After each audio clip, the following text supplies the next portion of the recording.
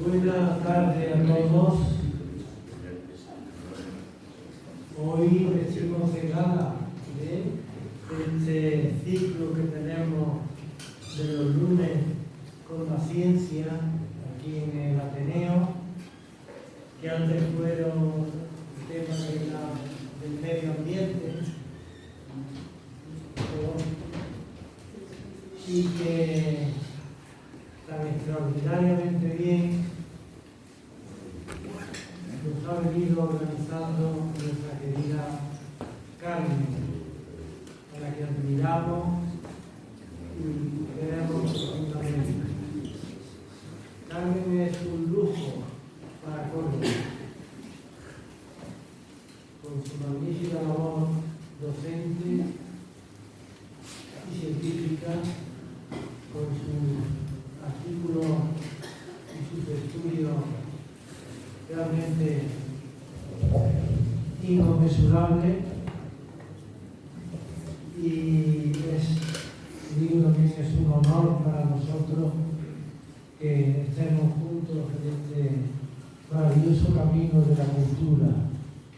Gracias, Carmen, Carmencilla, como le llamamos, porque es libertad del cielo. Y bueno, darte la bienvenida, Eduardo Moyano. Eduardo, te metes aquí en el Ateneo, que fuiste al MAM, me comentan que fuiste pionera de planta en el año 21. Yo no tuve ese honor de concedértela porque fue en el 22, creo que fue en enero del 22. Y además, pues, felicitarte por esta capacidad de convocatoria que la ciencia habitualmente no tiene. Acabo de leer un artículo de las cartas al medio de las que yo soy un enamorado, y es una de las cartas, la 90 o por ahí, un poco extensa, y hablaba Lucilio de que la sabiduría no era realmente la que había conformado la ciencia. Es decir, la sabiduría llevaba la felicidad, estamos hablando del siglo I, pero no llevaba la ciencia, porque la ciencia eran los artesanos, los agricultores, los que hacían la rueda, los que inventaron los fogones para llevar a cabo el viñedo, para llevar a cabo las fraguas, para llevar a cabo el decir, que no era parte, o era considerado que no era parte de la sabiduría. Ahora, con el tiempo, lógicamente, pues creemos que sinceramente. Y la agricultura, nosotros somos un país evidentemente agrícola, ¿no? Y ahora tan denostada y tan absolutamente no tutelada, lo estamos viviendo en las carreteras, lo estamos viviendo en los movimientos de los agricultores. Y esa época de incertidumbre, pues creo que el título es esencial. Así que, Carlos, si eres tan amable, quiero dar el rollo. Muchas gracias. Bueno, muchísimas gracias, Federico, por tus palabras. La verdad es que fue una tarea que nos propusimos en el momento en el que comenzó la presidencia en el Ateneo, de presentar pues al medio ambiente, a la ciencia, con la cultura, con las bellas artes, y desde ahí pues surgió la idea de organizar los lunes con la ciencia una vez al mes. Y agradecemos muchísimo a Eduardo que haya venido hoy con nosotros. Eduardo, que en realidad antes de que te jubilaste, la historia que te estamos quitando un poquito, ¿verdad?, de libertad de conferencia, pero es que hay que escucharlo y hay que escuchar tantísimo como vosotros, para que de alguna manera pues, vayamos viendo todas las actividades que se han ido realizando a lo largo del tiempo, que ha sido en este caso particular pues, tiene una importancia enorme. Una de las cuestiones, por supuesto, no voy a leer todo lo que hay porque a lo largo de su trayectoria docente y científica, pues tiene muchísimas actividades, pero sí algo que a mí siempre me ha llamado la atención es que, bueno, pues se tituló como ingeniero agrónomo, pero también como sociólogo, entonces yo creo que esto tiene un interés magnífico. Yo cada vez soy más de letras, igual, como así que estoy tirando un poquito también para allá, soy botánica. Y bueno, ha tenido también puestos académicos a lo largo de su carrera, con la dirección del Consejo Superior de Investigaciones Científicas y también como catedrático en teoría en lo que es universidad. Dentro del instituto ha impartido docencia con numerosos másteres y también ha participado dentro de lo que es el programa de doctorado y numerosos proyectos de investigación. De ahí que haya dirigido un número muy elevado de tesis doctorales, unas 25 tesis, y tiene más de 200 artículos, capítulos de libros. Yo de todas maneras, en realidad, lo valoramos, yo creo que ahora todos muchísimo, todos y todas, que nos ofrezcan la oportunidad de leer lo que está en su blog, porque hay una generosidad enorme. O sea, la dedicación, yo comprendo que le guste muchísimo leer y escribir, eso, pero también esa oportunidad que nos ofrece a todos para que nos pongamos al día en estos temas que son tan de interés y que desde luego, pues, en un contexto, como bien va a contarnos ahora, de gran incertidumbre.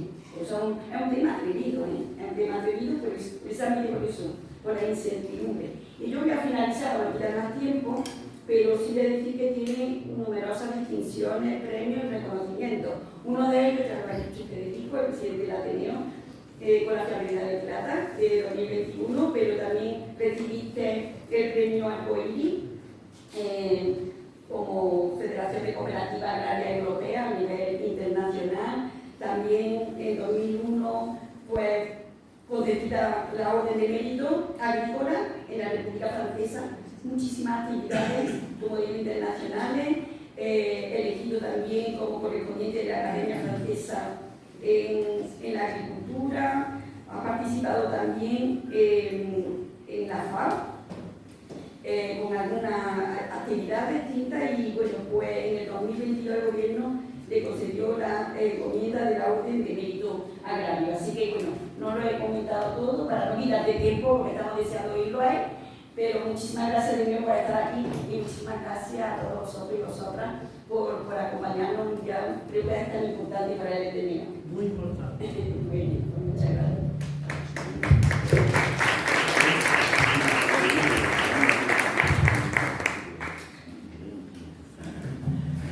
Bueno, buenas tardes, ya buenas noches. Y lo primero es agradecer al Ateneo y a su presidente, Federico Roca, la gentileza que ha tenido invitándome a impartir esta conferencia, que le debo precisamente ese hecho de estar aquí a Carmen Galán, que me pidió hace ya bastante tiempo que participara en el ciclo de conferencias del lunes por la ciencia, y yo, como ya he dicho, que hace 2 años que me jubilé y que decidí no impartir más conferencias y dedicarme a escribir en el blog, que es lo que suelo hacer, pues esta vez pues, no podía decirle que no, entre otras cosas por mi condición de ateneísta y también por la amistad y los lazos de afecto que nos unen tanto a Carmen como a mí. Así que estoy muy contento esta noche. Quiero también agradecer a la cantidad de personas que llenan esta sala. Según me dice Federico, no suele ser muy habitual, pero yo creo que el tema es lo que nos requiere. Yo creo que más que la persona del conferenciante es el tema el que ha resultado un poco atractivo para esta noche. Y sin más, pues voy a plantear el tema que quiero tratar esta noche aquí con vosotros. Vamos a girar, como dice el título de la conferencia, en torno a las situaciones de incertidumbre que afectan a la agricultura y los retos que se les plantean. Justo en un momento en que los agricultores están, una vez más, protestando en las carreteras o bloqueando con sus tractores la entrada de las grandes ciudades. Seguro que muchos de los que estáis aquí conocéis bien los motivos de esas reivindicaciones, al grito de precios justos, el campo se muere, el Mercosur es culpable, no al Pacto Verde de la Agenda 2030, no a los recortes de la ayuda agrícola y tantos eslóganes y proclamas que son habituales en este tipo de expresiones de protesta. Poco puedo deciros a estos que conocéis estos temas, puedo deciros más de lo que ya sabéis. Pero también es verdad que en esta sala hay otras personas que vienen bien por amistad o bien atraídos por un tema que puede resultarle de interés informarse en un mundo como el actual de tanto ruido y de tanta inflación de relatos y de información que a veces son difíciles de digerir, por eso muchos de nosotros venían aquí quizás también con ese afán de informar sobre un tema complejo. Procuraré, por tanto, no defraudar ni a uno, porque ya sabéis tanto como yo, ni a otros que venís a informaros. Y por eso he procurado, y voy a procurar, dar una conferencia de carácter sobre todo divulgativo, que es lo que se pretende con el ciclo de conferencias de los lunes con la ciencia, pero el hecho de que sea divulgativo no significa que vaya a trivializar el tema, sino que quiero caer tampoco en la simplificación de un asunto que es complejo. Y que yo lo que quiero trasladar a todos ustedes es la complejidad de los temas relacionados con la agricultura y la alimentación. Tenemos que partir de la base, por tanto, de que es un tema complejo y que hay que huir de simplificaciones, de discursos fáciles que a veces inundan los medios de comunicación y que no hacen bien para entender la problemática de un tema, como digo, bastante complejo. La elección del tema no es una respuesta, digamos, coyuntural o oportunista que haya manifestaciones de agricultores en las carreteras. De hecho, dijimos el tema hace bastantes meses, pero aún así las manifestaciones, las reivindicaciones agrarias es algo recurrente, con lo cual casi todos los años prácticamente hay algún motivo para la protesta. Son situaciones, como yo digo, en las que caracterizan al sector agrario como un sector que está siempre marcado por la incertidumbre. No es nada nuevo decir que la agricultura vive en contextos de incertidumbre, porque la agricultura desde siempre ha vivido en situaciones de incertidumbre. Y ante esas situaciones de incertidumbre, los agricultores procuran adaptarse lo mejor que pueden, unos mejor que otros, porque no todos están en las mismas condiciones ni tienen los mismos recursos para adaptarse a estas situaciones de incertidumbre. Por tanto, quiero partir de esa tesis. La agricultura vive situaciones de incertidumbre porque siempre han vivido situaciones de incertidumbre. ¿Y por qué? La primera parte de mi conferencia es marcar algunas claves que expliquen por qué la agricultura se desenvuelve en situaciones de incertidumbre. Si se ven textos históricos de hace un siglo, podemos observar que las movilizaciones agrarias de antaño proclaman muy similares a las actuales. La muerte del campo, el expolio de las rentas agrarias por los intermediarios o la reivindicación de ayudas públicas. Esto lo he leído esta mañana, echando un poco en tema histórico, en las proclamas del bloque agrario durante los años 20 y 30 en España. Por lo cual son proclamas muy parecidas a las que hoy realizan los agricultores que están en las carreteras. Esa incertidumbre crónica de la agricultura radica en varios hechos. Las variaciones climáticas, la presencia de plagas y enfermedades que afectan tanto a la ganadería como al mundo vegetal, es un hecho que explica la incertidumbre, pero también la volatilidad de los mercados o la dificultad que tiene el sector agrario siempre de ajustar la oferta de alimentos a la demanda, a diferencia de otros sectores que pueden adaptar oferta y demanda. En el caso de la agricultura es prácticamente imposible para muchos agricultores adaptar oferta a la demanda. Y eso a pesar de los grandes avances científicos y tecnológicos que se han producido en las últimas décadas y que han reducido sin duda esa incertidumbre. Pensemos, por ejemplo, en los eficaces productos fitosanitarios, productos veterinarios o en los modelos predictivos sobre el clima y los mercados. Eso ha reducido la incertidumbre. Pero aún con esos avances, lo cierto es que no se le dan al agricultor la suficiente certeza como para proporcionarle un escenario de seguridad. El riesgo de que rebroten viejas plagas y enfermedades o de que surjan otras nuevas hace que la incertidumbre siga siendo una característica de la producción agraria.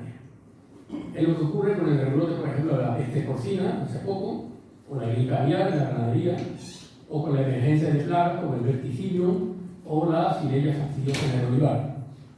Además, en lo que respecta a las variaciones climáticas, hoy se predice, por ejemplo, con gran exactitud cuándo y dónde va a llover, incluso cuándo. Pero, paradójicamente, el agricultor está más indefenso que nunca ante los efectos desbocados de la naturaleza, al haberse roto por diversas causas, entre ellas los temas relacionados con la emisión de gases de efecto invernadero, la natural asociación entre estaciones y el clima, dando lugar a sucesos climáticos extremos e imprevisibles. Danas, sequías prolongadas, lluvias torrenciales, incendios forestales de sexta generación. Hoy es tan grande el desequilibrio de los ecosistemas que sería imposible seguir el ciclo de las estaciones leyendo, por ejemplo, la novela Las ratas de Miguel Delibes, donde narra el transcurrir de un año agrícola en un pueblo rural castellano. Es una novela, cada capítulo es, digamos, un mes de las distintas estaciones, donde se puede prever cómo se desarrolla un año agrícola. Hoy eso sería imprevisible. Asimismo, la imprevisibilidad está también en las situaciones geopolíticas. Es otro factor de incertidumbre. Recordemos el viejo refrán de lluvia y sol y guerra en Sebastopol, que decían los agricultores allá por finales del siglo XIX en el contexto de la guerra de Crimea. En la actualidad es imposible prever, por ejemplo, en qué momento la inestabilidad de ciertas regiones, como ha ocurrido con la guerra de Ucrania, puede distorsionar las cadenas de suministro de insumos, energía, semillas, fertilizantes, pesticidas. Tampoco es posible prever las políticas arancelarias adoptadas al margen de los organismos multilaterales por determinados países, como está ocurriendo ahora con los Estados Unidos y en el gobierno Trump, que las utilizan como armas estratégicas y de presión en el nuevo contexto de guerras híbridas. La persistencia de estos inciertos escenarios explica la razón de ser de las políticas agrarias. Existen políticas agrarias porque con ellas se pretende minimizar o reducir en cierto modo la incertidumbre que afecta a la agricultura a través de rentas mínimas que compense a los agricultores por los daños que ocasiona la incidencia del clima o por la inestabilidad de los mercados. Las políticas agrarias se entienden de alguna manera como instrumentos públicos para, en cierto modo, minimizar las situaciones de incertidumbre. Pero aún así, estas políticas no logran eliminar del todo la incertidumbre, debido a los limitados recursos que tienen las políticas públicas y también al limitado alcance que tienen estas políticas de protección en contextos de libre competencia y de economía de mercado. Cuando la Unión Europea, la política agraria común, pretende intervenir en algunas cuestiones relacionadas con la agricultura, pues siempre está el límite de lo que es la ley de la competencia o lo que es la ley de la economía de mercado. Por ello, muchos agricultores, bien es verdad que unos más que otros, pues el sector agrario es muy diverso y heterogéneo, se ven obligados a desarrollar su actividad en situaciones de vulnerabilidad. Eso le genera inquietud, ansiedad a los más vulnerables, no a todos, provocando las reacciones de protesta que suelen ser tan habituales, pero que no reflejan, y esto quiero señalarlo, no reflejan la realidad del conjunto del sector. El sector tiene una realidad mucho más diversa y más heterogénea de lo que se puede ver en las manifestaciones o en las reivindicaciones de protesta. En definitiva, vivir la incertidumbre no es algo nuevo para los agricultores, como digo, sino algo a lo que están acostumbrados.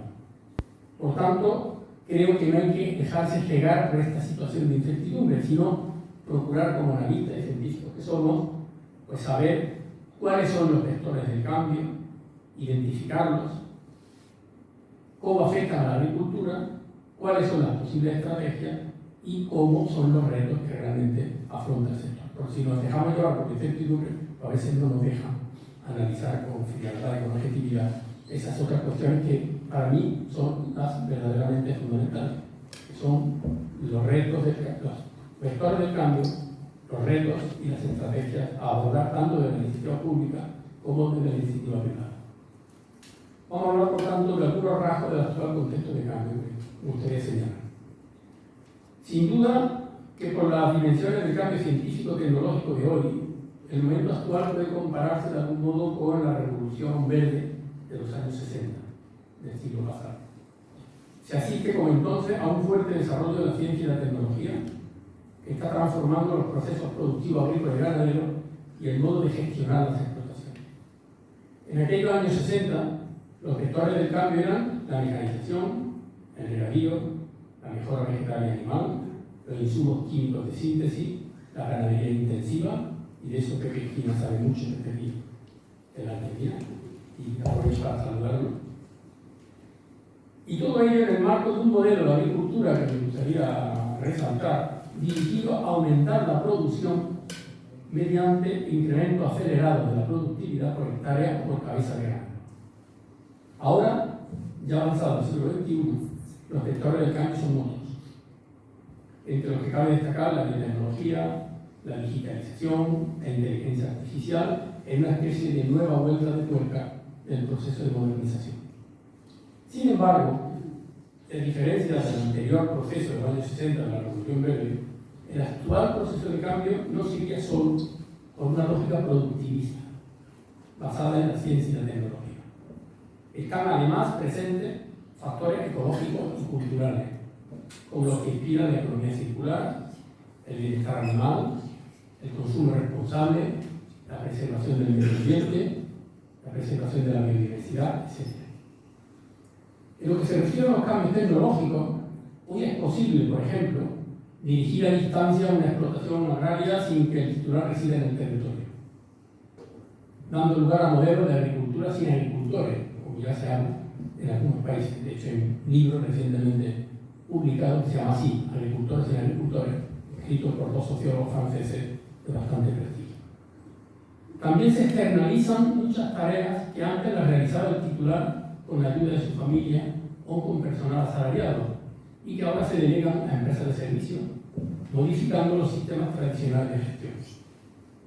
Pero al mismo tiempo, y esto es algo diferente a lo que ocurría en la modernización de hace más de medio siglo, los modelos altamente tecnificados de hoy no se imponen como una vía única del desarrollo agrícola.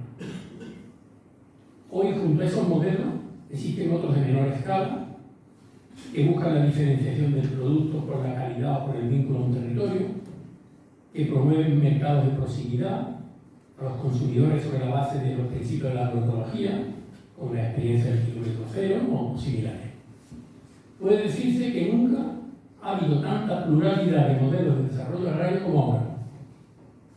No cabe hablar, por tanto, de que exista hoy un pensamiento único en los temas agrarios y rurales como sí lo había en los años 60, cuando el productivismo era el discurso exclusivo y dominante. Hay sin duda en la actualidad grandes explotaciones que utilizan las técnicas de la agricultura de precisión, que son gestionadas con drones, que están organizadas en forma de sociedades jurídicas no presentes en el territorio, también macrogranjas, gestionadas por algoritmos, inteligencia artificial, muchas de ellas pertenecientes a fondos de inversión. Pero junto a esos modelos empresariales, existen explotaciones que siguen estando integradas en las áreas rurales y que son gestionadas directamente por sus titulares.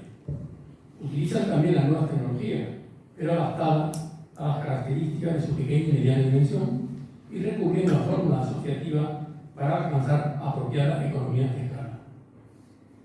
Es evidente que todo este fuerte proceso de cambio tiene efectos tangibles e intangibles tanto en la competitividad como en la sostenibilidad de la agricultura, así como en la estructura de las explotaciones y en el modo de gestionarlas.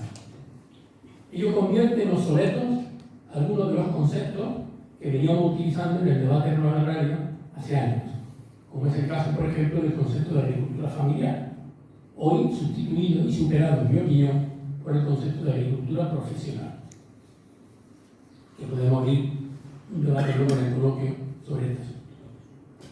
Todo ello, como digo, plantea importantes retos económicos, sociales y políticos que voy a analizar en esta tercera parte de la conferencia. Entre estos desafíos destaco 4. La renovación generacional, la transición ecológica, la autonomía estratégica y la vertebración de la cadena alimentaria. Empezamos por el primero, la renovación generacional, el relevo. La población agraria está muy envejecida, también la europea, y sin jóvenes es imposible afrontar los grandes desafíos que tiene por delante la agricultura europea. 2/3 de los agricultores tienen más de 55 años, lo que significa que dentro de 10 estarán en edad de jubilarse, no estando asegurado el relevo generacional en la mayor parte de los casos. Ello quiere decir que si no hay renovación generacional, sin jóvenes difícilmente se podrán abordar las innovaciones que necesita la agricultura para responder a los retos del siglo XXI. Sin embargo, es un hecho que la actividad agraria resulta en general muy poco atractiva para el conjunto de los jóvenes de hoy. Además del atractivo que sigue ejerciendo el mundo urbano, el escaso interés de los jóvenes por la agricultura se debe a la imagen aún estereotipada que se tiene de ella como una actividad poco dinámica, atrasada desde el punto de vista de la cultura dominante y sometida a la incertidumbre. Pero también se debe a la escasa rentabilidad de algunos sectores agrícolas, en especial los más tradicionales, lo que explica el deseo de este tipo de agricultores de que sus hijos no se dediquen a la agricultura. No en todos los casos, sino en los agricultores más vulnerables, con más dificultades, que están al límite, son los que no desean que sus hijos se dediquen a la agricultura, obviamente. Según algunos estudios, la agricultura es la profesión peor valorada por los agricultores, siendo paradójicamente quienes no se dedican a la agricultura los que mejor valoran. A ello habría que añadir el problema del acceso a la tierra para los jóvenes, hoy dificultado por el modo como se distribuyen las ayudas de la política agrícola común a través de los llamados derechos históricos, que luego hablaré de ello. Es por este motivo que el tema de la renovación generacional, en mi opinión, debería ser tratado como un asunto de Estado, en el que se implique no solo el Ministerio del Ramo, Agricultura, sino también otros ministerios, Hacienda, Educación, Empleo, Fomento, e incluso las comunidades autónomas, las instituciones provinciales y los ayuntamientos, si se quiere abordar de verdad el tema de la renovación generacional.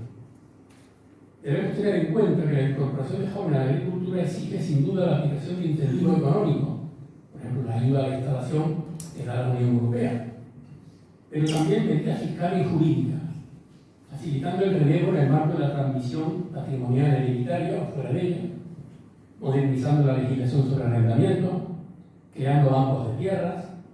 Ello exige políticas coordinadas en distintas escalas y no tiene sentido cargar solo y exclusivamente este asunto sobre el Ministerio de Agricultura, porque al final no va a ser posible abordarlo como ha ocurrido en los 60 años que lleva la política agrícola común con programas de extracción de jóvenes. Pero también considero necesario el desarrollo de campañas de sensibilización social usando las nuevas tecnologías de la comunicación y los medios culturales y educativos para revertir esa imagen tradicional de la agricultura como atraso y poner en valor una actividad cada vez más profesionalizada e innovadora como cualquier otra actividad hoy punta.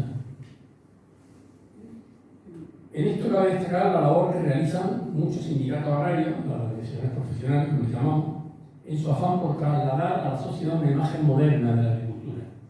De hecho, el esfuerzo es grande y a veces pues, lo consigue utilizando las nuevas tecnologías de la comunicación. En ese contexto de renovación generacional, la incorporación de la mujer adquiere cada vez mayor relevancia. Y no porque ello tenga un valor en sí mismo, que lo tiene, si lo planteamos en términos de igualdad, sino porque está demostrado que las mujeres introducen un plus de innovación en todas las actividades que ellas emprenden en la agricultura. Y hay sobrados ejemplos, sobre todo cuando yo participo en la Fundación de Estudios Rurales, en los premios que da la Unión de Pequeños Agricultores, es asombroso ver los proyectos de innovación dirigidos por mujeres. Por eso creo que debe avanzarse la incorporación de la mujer, tanto en las áreas técnicas y productivas como en la cotitularidad de las explotaciones, pero también en lo relativo a la presencia de los órganos directivos de las cooperativas y de las organizaciones profesionales, donde hoy existe un evidente sesgo masculino. Paso a tratar el tema de la transición ecológica y la digitalización como otro elemento. Más allá de los debates sobre cambio climático, es un hecho que están produciendo alteraciones importantes en las temperaturas y en las precipitaciones pluviométricas, siendo los agricultores los primeros afectados tanto en temas productivos como en todo lo relacionado con la fertilidad de los suelos. Por ello, cada vez son más necesarias las acciones emprendidas desde las instancias internacionales para reducir y mitigar, en la palabra técnica, las emisiones de gases de efecto invernadero, que son la principal causa de estas anomalías climáticas. Por eso están las cumbres de la COP, como la de París, o la más reciente celebrada en la ciudad brasileña de Belén, la COP 30. Inspirados en esos acuerdos internacionales, los gobiernos adoptan políticas más concretas, como es el caso del Pacto Verde de la Unión Europea, y promueven iniciativas para adaptarse, en estos términos, para mitigar adaptación a la nueva situación climática. En el marco de esta iniciativa de adaptación, se investigan, por ejemplo, variedades vegetales mejor adaptadas a contextos de altas temperaturas y escasez de agua, utilizándose para ello los avances de la edición genética como la tecnología CRISPR. O se aplica la digitalización para un uso más racional de fertilizantes y plaguicidas en los modelos de agricultura de precisión. También se incentiva a los agricultores a cambiar sus prácticas por otras más respetuosas con el medio ambiente, cubiertas vegetales, laboreo mínimo, agricultura regenerativa, y se incluyen en los sistemas de seguro los nuevos riesgos climáticos. Además, y en países como España, con limitaciones de agua en gran parte de su territorio, aunque no estos días, estos meses, se aborda la sostenibilidad hídrica de nuestros regadíos agrícolas, porque la sequía volverá, no nos quepa la menor duda. Por ello se aprovechan al máximo las posibilidades de las tecnologías digitales para racionalizar la extracción y uso de los recursos hídricos. También se depuran las aguas superficiales, se hace un mejor uso de las aguas subterráneas y se exploran fuentes alternativas, como es el caso de las desaladoras en algunas zonas. En este asunto quedan pendientes algunas cuestiones relevantes. De ellas cabe destacar una gestión adecuada de los trasvases entre cuencas y dentro de cada cuenca, la restauración de los embalses que se encuentran en estado deficiente de conservación, con un exceso de colmatación, y la modernización de las redes de conducción para minimizar las pérdidas de agua. Y todo ello planteando la necesidad de un gran acuerdo nacional sobre la necesidad de limitar, o al menos no aumentar, la superficie actual de regadío. Sí que es un tema controvertido, pero luego si queréis podemos hablar en el bloque. En definitiva, se asiste a un proceso de transición ecológica hacia modelos de agricultura y ganadería mejor adaptados al nuevo contexto climático. Se va hacia modelos más racionales y eficientes en términos de utilización de insumos, menos dependientes de las energías fósiles y más en sintonía con la gestión de los espacios forestales. En ese proceso es importante el papel a desempeñar por la amplia red de excelentes centros públicos y privados de investigación y de transferencia que hay en la Unión Europea, universidades, centros superiores de investigación científica, institutos especializados.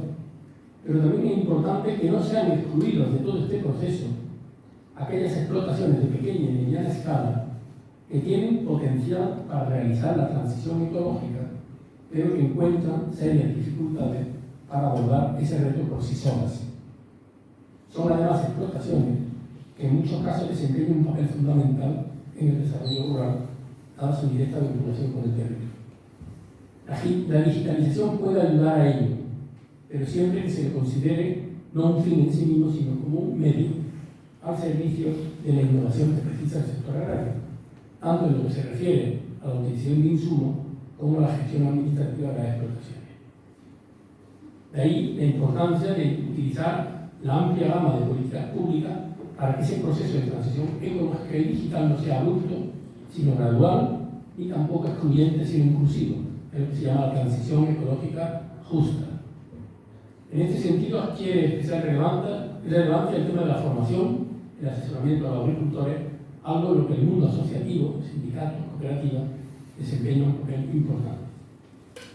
Pero además los poderes públicos deben asegurar las infraestructuras necesarias en materia de conectividad digital. Un desafío de una envergadura similar a lo que significó la electrificación rural de los años 60 en nuestro país. Este desafío debía ir acompañado de una modernización de la red eléctrica que satisfaga la creciente demanda de energía, permitiendo un mejor ajuste de las diversas fuentes de generación, evitando el riesgo de colapso. Sea como fuere, el reto de la transición ecológica y digital debe combinarse al menos con tres dimensiones de la sostenibilidad: la ambiental, una agricultura más respetuosa del medio ambiente; la económica, que tenga en cuenta la rentabilidad de las explotaciones. No hay agricultura verde en números rojos, como dice un amigo especialista en estos temas.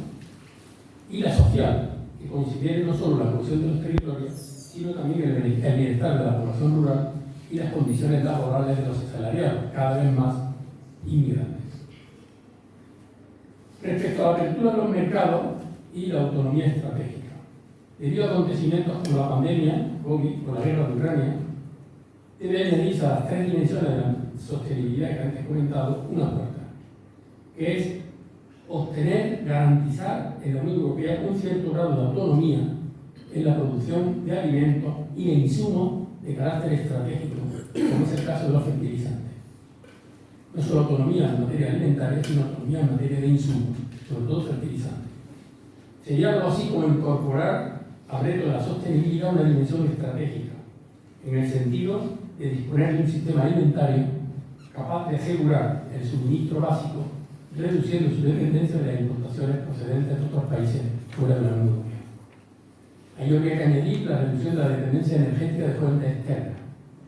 Ello abre el debate controvertido sobre el uso de las tierras agrícolas para la producción de energías renovables, fotovoltaica, eólica, que ha dado lugar incluso a algunas películas interesantes hace un par de años.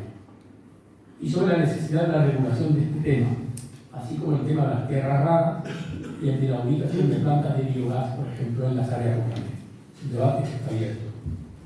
Cada país debe procurarse un cierto grado de autonomía estratégica en materia de producción de alimentos y de insumos, como digo, pero eso debe hacerse sin menoscabo de la necesaria apertura de los mercados, dada la ya señalada orientación exportadora de muchas de nuestras producciones. En España, casi la mitad de la producción alimentaria se orienta a la exportación. También hay que tener en cuenta los compromisos de la Unión Europea en el marco de la Agenda 2030, que es contribuir a erradicar en el mundo desarrollando intercambio comercial entre países, y los acuerdos con terceros países en materia de cooperación.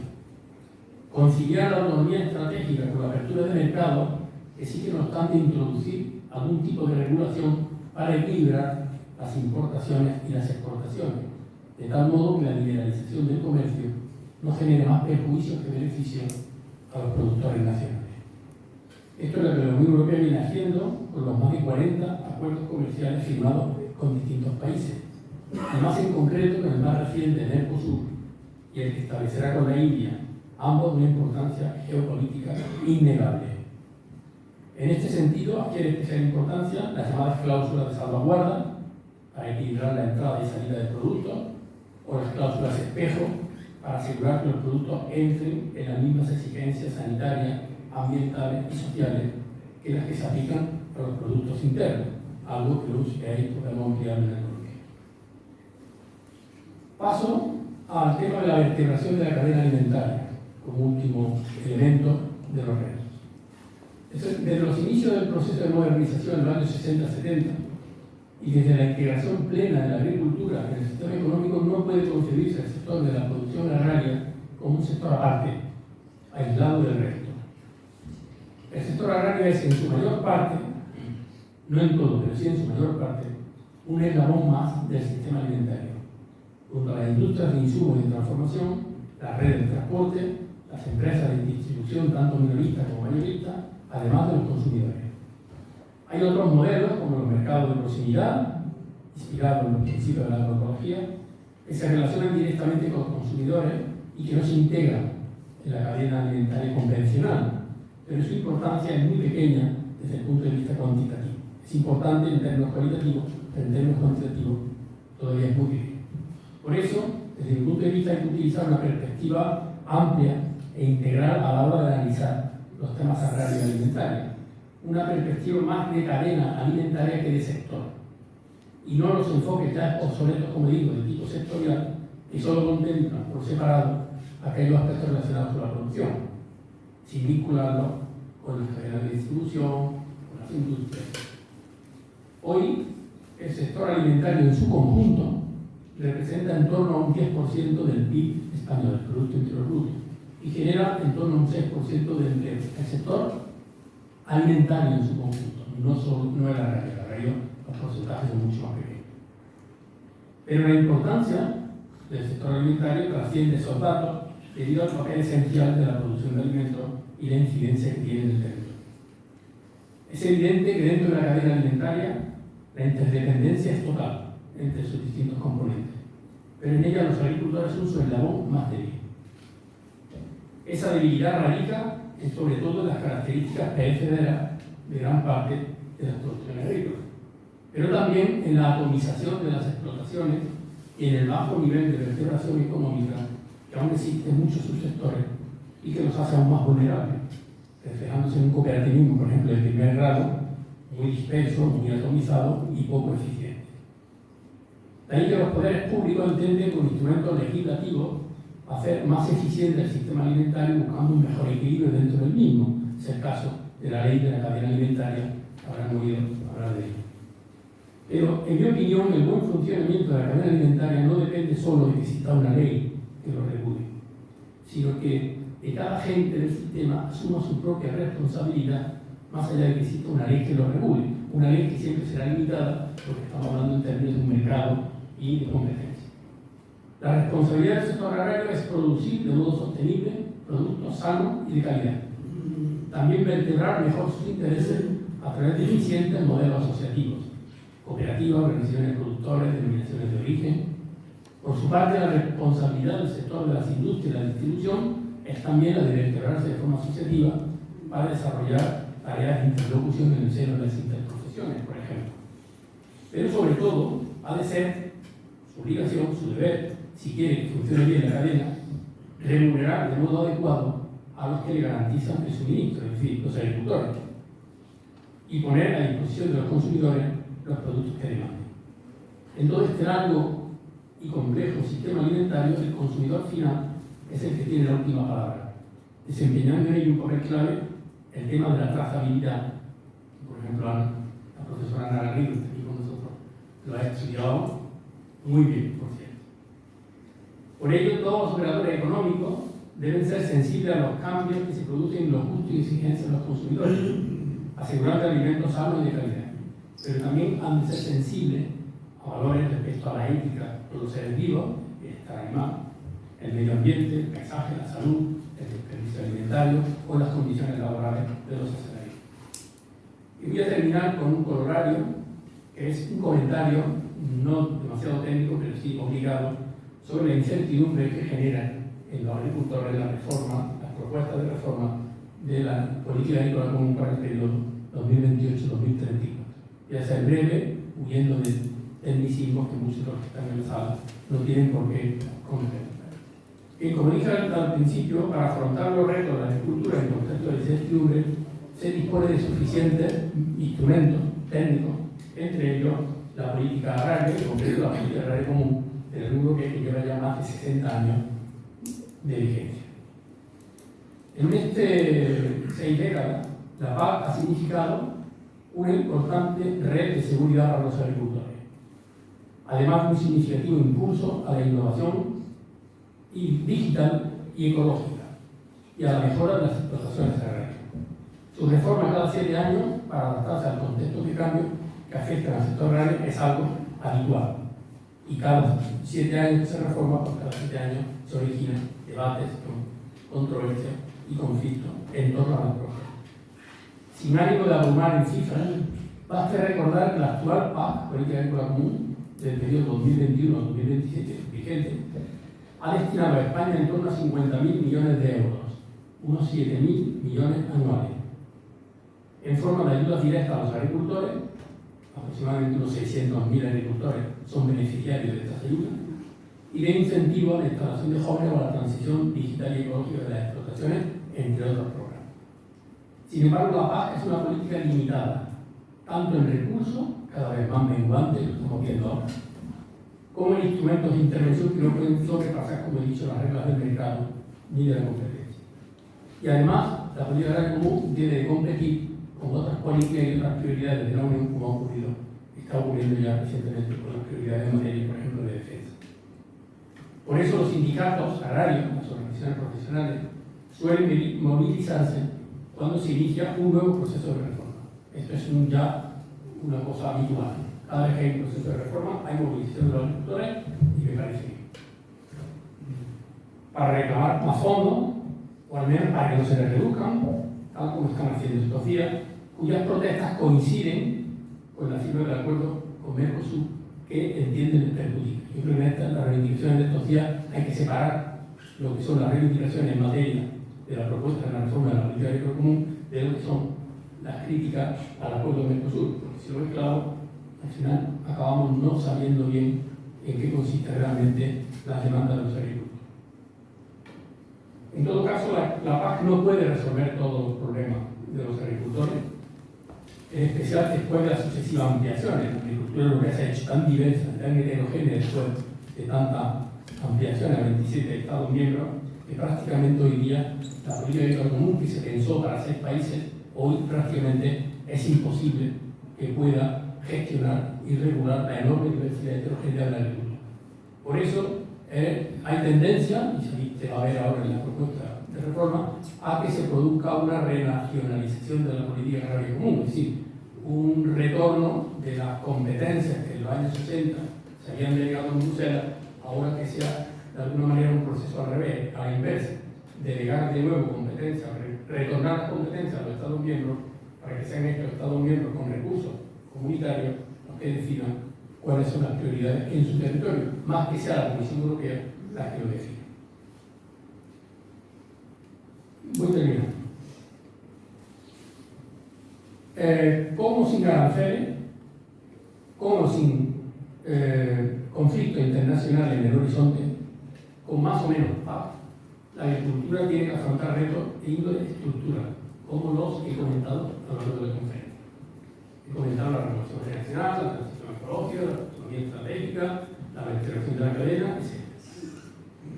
Retos que no afectan por igual a todos los agricultores, pero que si no se abordan esos retos, se hará aún más incierto y vulnerable el escenario presente y futuro de los agricultores, sobre todo los que encarnan la pequeña y mediana agricultura profesional.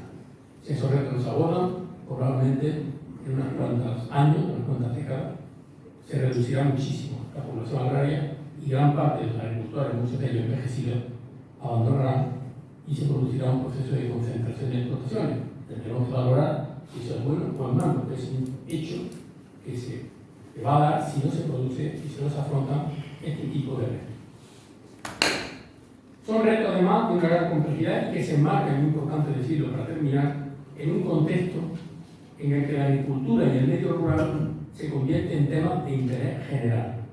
Ya no es un tema de interés solo de los agricultores, sino de interés de la sociedad en su conjunto. Y esto es bueno, en mi opinión, ya que da legitimidad y argumentos sólidos a las políticas de apoyo al sector agrario, en la medida que la sociedad en su conjunto reconoce que la agricultura es esencial, es importante. Tiene una contrapartida, que eso restringe de algún modo la libertad de empresa, la libertad de los productores en el ejercicio de su actividad. Por eso la paradoja es que quieren protección, pero por otro lado protestan o critican que se le limite su capacidad para hacer cosas, su iniciativa. Eso es un clásico en todos los países en temas relacionados con la agricultura. Por eso, en mi opinión, los agricultores y sus organizaciones deben asumir que los espacios rurales ya no son patrimonio exclusivo de los agricultores, sino que es un patrimonio compartido con el conjunto de la sociedad. Todo ello abre, como digo, un nuevo debate social y político sobre estos temas. Es un debate en el que junto a otros grupos sociales deben participar los agricultores, sus organizaciones, pero con actitudes abiertas y cooperadoras, dejando al margen rancios discursos de repliegue corporativista, de supremacismo rural, ya totalmente superado, pero que a veces circulan como relatos con una gran fuerza emocional y que moviliza a muchos agricultores y también a muchos no agricultores. Asimismo, los demás grupos, los agrarios, deben valorar la importancia de la actividad agrícola y ganadera para el buen equilibrio de los ecosistemas. Los ecosistemas no pueden gestionarse, no pueden conservarse bien si no se tiene en cuenta a los agricultores, que son además los que están presentes en el territorio. No es posible avanzar en la necesaria transición ecológica si no se cuenta con estos numerosos grupos de agricultores que están en el territorio. Probablemente los que no están en el territorio no hay que contar con ellos, pero muchos continúan estando en el territorio. Sea como fuere, como digo, y con independencia de cómo quede el reparto de los fondos europeos, España debe afrontar como país desafíos tan importantes como los señalados, y especialmente en este contexto donde la Comisión Europea devuelve competencias que antes tenían Bruselas, se los devuelven a los Estados miembros, y ellos son los que a través del plan estratégico tienen que decidir cuáles son sus prioridades y dónde dedicar los recursos que reciben de la Unión Europea. En fin, son todos ellos retos que dependen, en mi opinión, de una buena articulación entre administraciones públicas, europea, nacional, regional y local, pero también depende de la participación de la sociedad civil, rural y agraria, en torno al mundo asociativo. Y muchas gracias.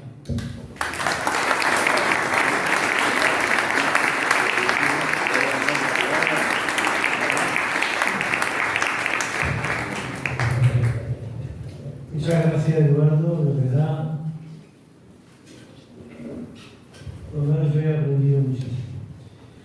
Yo quería abrir el coloquio algo que siempre me ha preocupado, quizás es una tontería de la 11 de la tarde.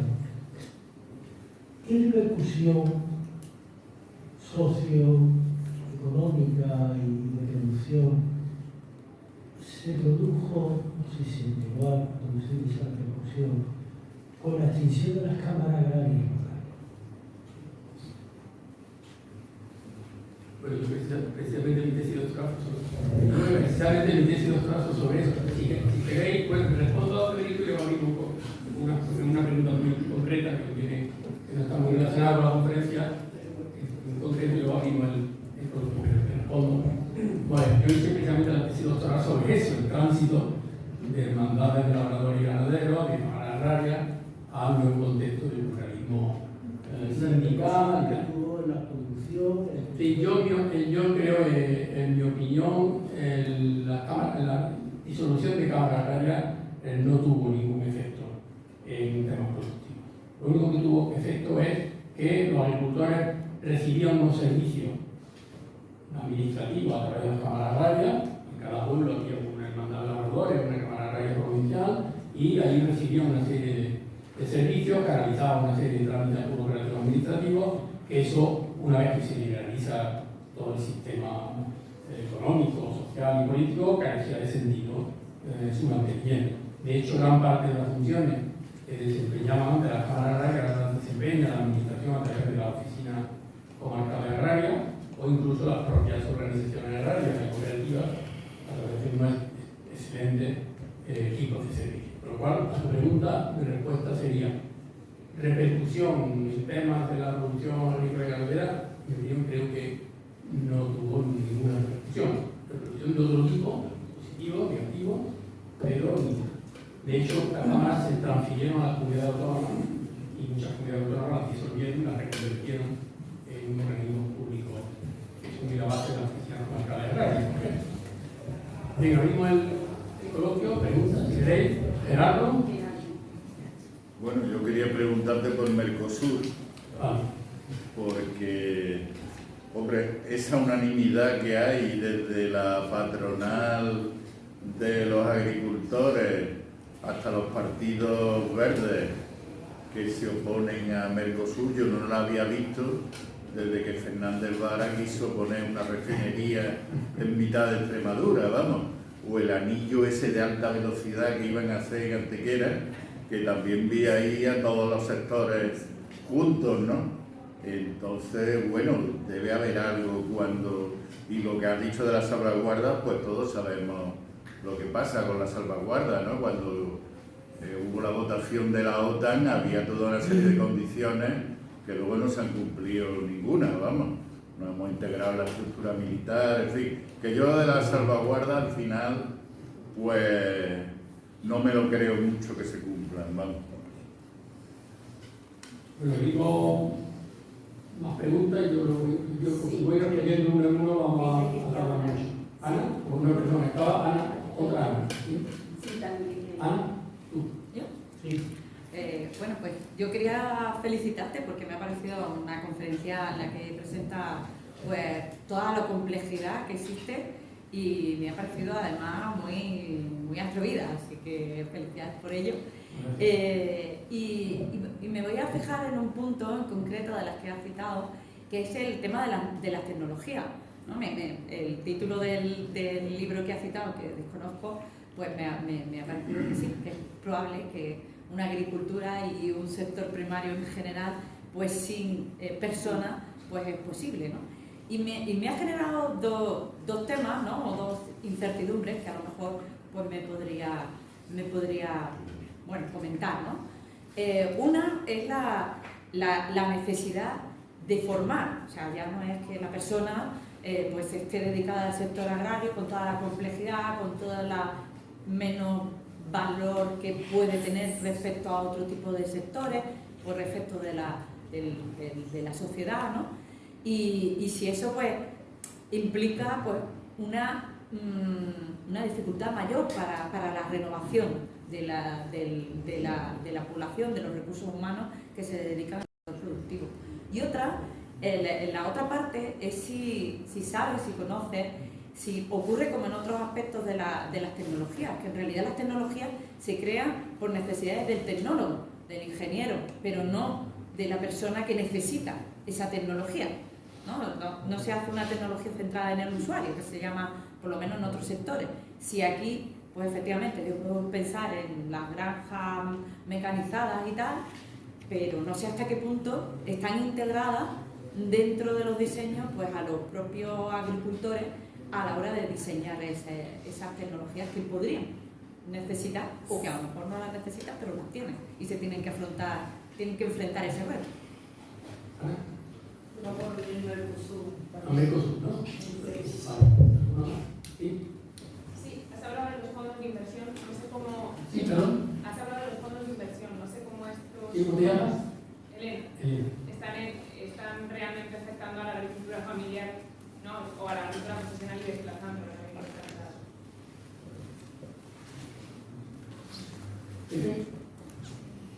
Sí, muchísimas gracias, Eduardo. Me ha encantado, has hecho un recorrido completo en el tiempo y sobre todo teniendo en la actualidad. Estoy de acuerdo en los grandes retos que tenemos. Y yo tengo un par de preguntas que están relacionadas. Lo más que preguntas es centrarnos en esos retos, justamente. Vamos a ver, tú has hablado, y tienes mucha razón, en que hoy tenemos una gran diversidad de sistemas agroalimentarios. No ha estado de modo de producir o algo así. Es cierto. La agricultura industrial, la agricultura ecológica, la agricultura biológica, la agricultura de conservación, y de pequeños y grandes, que hoy tienes una amplísima gama, más tecnificada o menos, incluso yo creo que más que numérica es continuista en unas direcciones o en otras. Pero unas están orientadas a la productividad, que es lo que primaba en los años 60, y otras ahora están orientadas también al mantenimiento del medio ambiente, a la salud humana, a la salud del suelo, etc. Pero lo curioso es que lo único que se paga es el kilo de alimento. Entonces aquí entra todo el tema de la multifuncionalidad de la agricultura. La agricultura no es solo producir el alimento, es mantener el ambiente, es mantener el agua limpia, es mantener el aire puro, es darnos salud, como decían los médicos primitivos, la mejor medicina es tu alimento, etcétera, etcétera. Entonces, ¿qué es lo demás? ¿Qué ocurre con lo otro? Los economistas dicen, no, todos esos otros, los daños medioambientales, los daños a la salud, etcétera, son externalidades del sistema, y se quedaban tan anchos. El sistema es un sistema cerrado, que se llama sistema tierra, y que por lo tanto no puedes decir, hay que internalizar las externalidades. ¿Qué significa eso? En definitiva es lo que ahora se empieza a llamar precio oculto de los alimentos. El precio del alimento no es solo lo que cuesta producir, es también el reparar los daños que realizas al medio ambiente.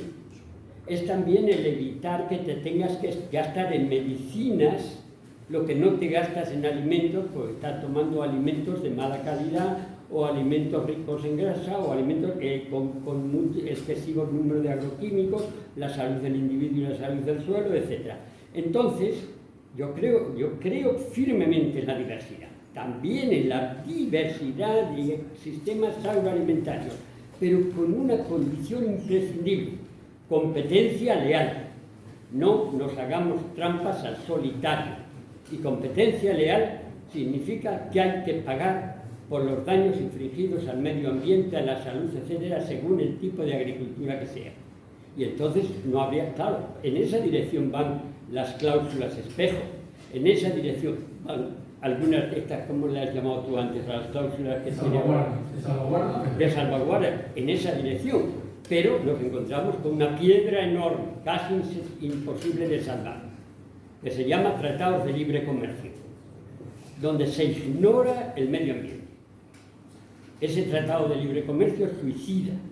Es imprescindible el introducir en esos tratados los temas medioambientales y también quizás los temas de salud. Bueno, la otra pregunta, esta es un poquito larga, pero va todo interrelacionado. La otra pregunta es la PAC. La PAC. Programa Agrario Común. El tema es, y tú lo has dicho, has hablado de la cadena alimentaria y de la necesidad de la integración de la cadena alimentaria, que va desde el agricultor al consumidor, pasando por muchos otros escalones. Pero en definitiva el papel del consumidor es absolutamente claro.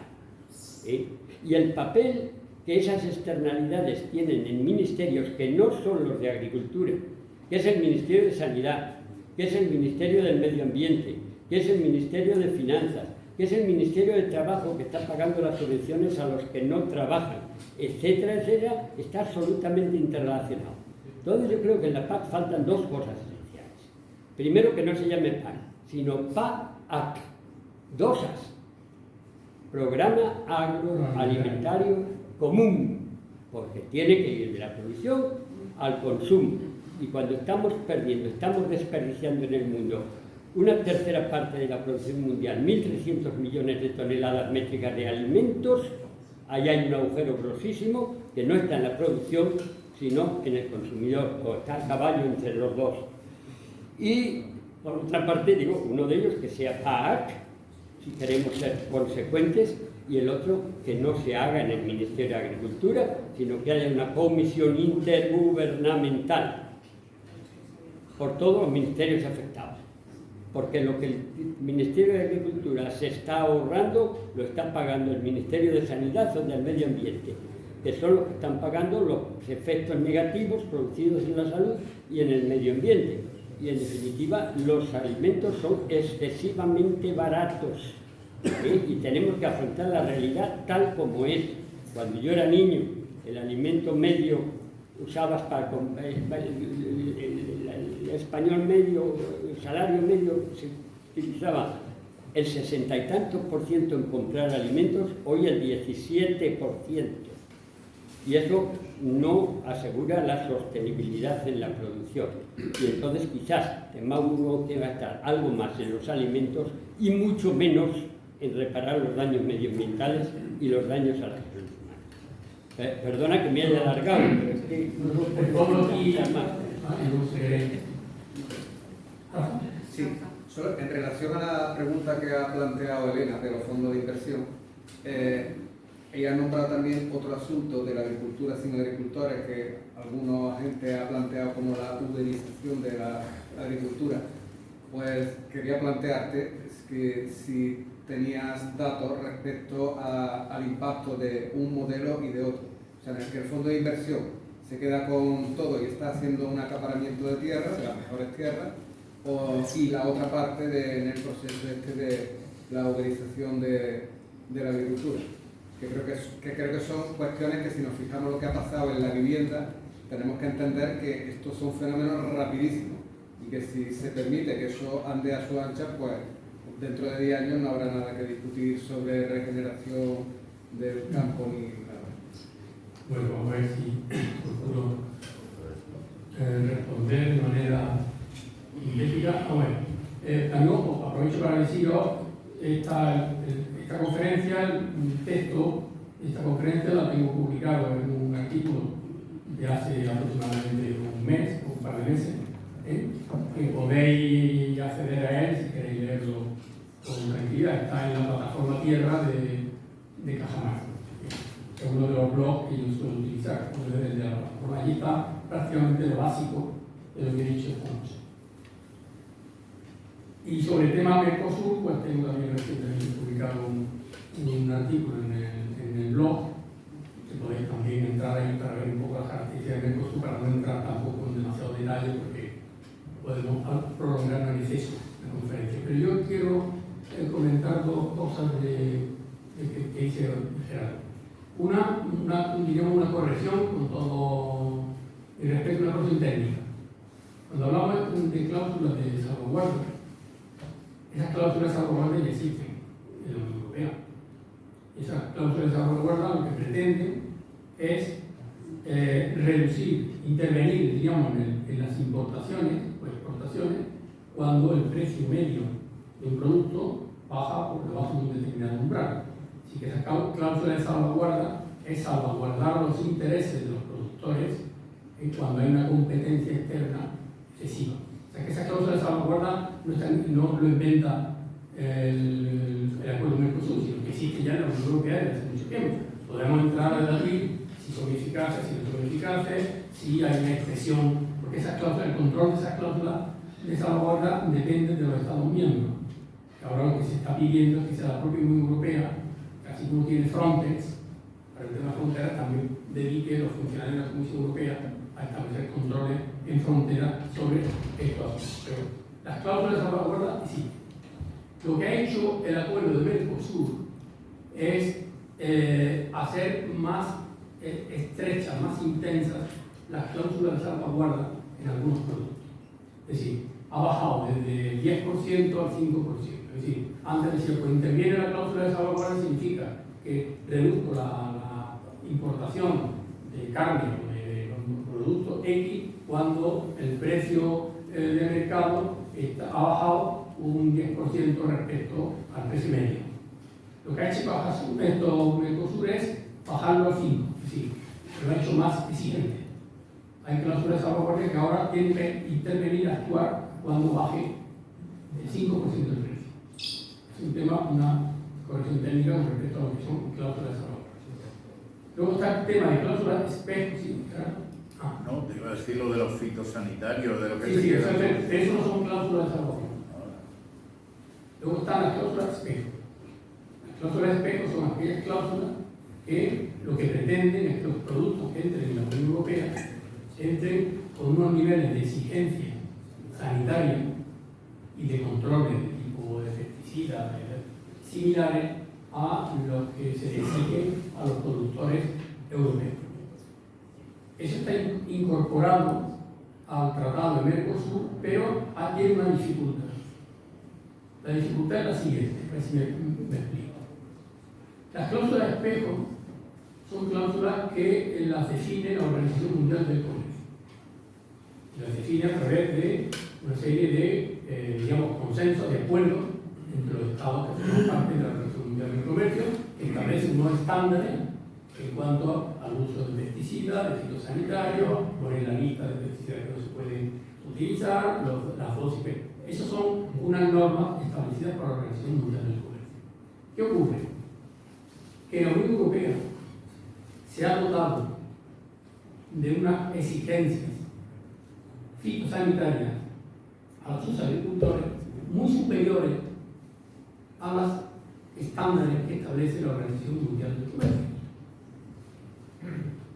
Entonces la Unión Europea, ¿por qué lo ha hecho la Unión Europea así? Porque entiende la Unión Europea, en mi opinión, con buen criterio, pero que se está volviendo contra la propia Unión, porque entiende que de esa manera los productos europeos tienen un estándar de calidad de sanidad, de seguridad, que le abre muchos mercados a nivel internacional.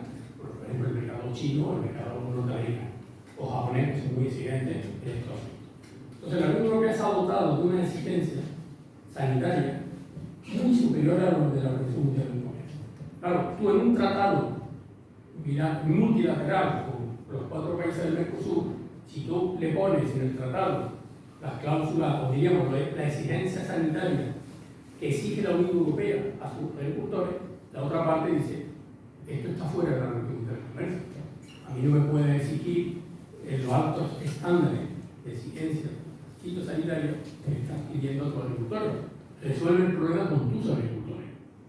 Por eso muchas de las reivindicaciones de los agricultores contra el pasto verde y todas estas cosas, porque entendían los agricultores que la Unión Europea estaba exigiendo demasiado en términos sanitarios. ¿Vale? Eso es un poco un tema importante. Claro, ese asunto está ahí, está el debate. A tu pregunta de por qué ha generado tanta animadversión, pues bueno, ya está diciendo que lo tenemos aquí. Porque coincide el Tratado Mercosur, que se ha llevado 25 años negociándose, con la reforma, con la propuesta de la reforma de la agricultura común. Entonces ahora se mezclan ambas reivindicaciones que tienen además una componente política ineludible, lo cual es normal. Tenemos las elecciones presidenciales en Francia dentro de poco, hay un movimiento populista de protección. ¿Qué te voy a contar? Si tú analizas la votación del Parlamento Europeo sobre la última resolución del Mercosur, puedes ver perfectamente cuáles son las transversalidades del Mercosur. Pero uno puede leer el artículo y no me puedo extender más, ya me está diciendo Elena, fondos de inversión, Rafa, fondos de inversión, rápidamente. Los datos que hay, yo tengo un artículo publicado sobre ese asunto, entra en Google, pone Eduardo Moyano, fondo de inversión, y lo pueden ver. Mi tesis, mi argumento con datos, es que hoy día los fondos de inversión en la agricultura, el peso que tienen es muy escaso, cuantitativamente muy pequeño. Donde sí está más presente es en la industria alimentaria. O sea, le interesa ahora más a un fondo de inversión invertir en la industria alimentaria que invertir en el sector agrario, que está sometido a una situación de incertidumbre que un fondo de inversión no le gusta este tipo de cosas. Por lo cual, a tu pregunta, esa sería la respuesta rápida. Pepe, tendría que dar otra conferencia, pero sí te quiero decir, la política agraria común, lo que se llama agraria, no tiene ya mucho que ver con la que se aprobó en los años 60. Hoy día se analizan los instrumentos que tiene la política agraria común. Hay muchos instrumentos, que se quejan los agricultores por eso, muchos instrumentos relacionados con el tema del medio ambiente, con el tema de la calidad, con el tema de la sanidad, con el tema... Gran parte de los controles, gran parte de las protestas agrícolas está precisamente porque la política agraria común, entienden ellos, ya no es lo que fue en los años 60, y ya es más una política en manos de los ecologistas y de los consumidores que no en manos de los agricultores. Pero las negocian los ministerios de Agricultura solo. No solo, de hecho, no solo, porque al final es los ministerios de Economía los que intervienen. De hecho, en la última reforma, que podéis verlo ahora, si tenéis curiosidad, lo que hay es un cambio absolutamente radical de la gobernanza en el tema de política agraria común. Ahora mismo lo que le vamos a dar es a los países miembros un sobre nacional para que lo gestionen ellos. ¿Cuál es el problema? Que ese sobre nacional lo va a gestionar el Ministerio de Economía. No lo va a gestionar los ministerios de Agricultura. Y aunque blindan una parte del sobre para las ayudas agrícolas, aquí va a haber un cambio radical de la gobernanza y ahí vamos a tener que ver en el futuro una pugna entre el Ministerio de Agricultura y otros ministerios. Vamos a ver qué pasa. Pero quiero decirte a tu pregunta que esa política agraria común ya no es la de los años 60, sino que tiene muchas otras cosas, muchos otros flecos, muchos otros. Y creo que, salvo Ana, que ya lo hablaremos, ¿no? Porque ha hablado del tema de tecnología, yo te diría que hay tecnologías que sí y tecnologías que no. O sea, hay tecnologías que responden a necesidades evidentes de la práctica agrícola y ganadera, que responden a eso, y que todos venimos del mundo de la investigación científica y sabemos cómo se aprueban, cómo se presentan proyectos de investigación, que muchas veces tienen que responder a necesidades reales, como si no, no tienen el proyecto, y otro es esa investigación básica que da lugar luego a descubrimientos y avances tecnológicos que no tienen en principio una relación directa con un problema, pero que al final, a futuro, puede incluso prever o generar otra serie de soluciones. ¿Vale? Muchas gracias, Eduardo, de verdad. Lamento, de verdad, pero es que cierran esto. No, está bien. No,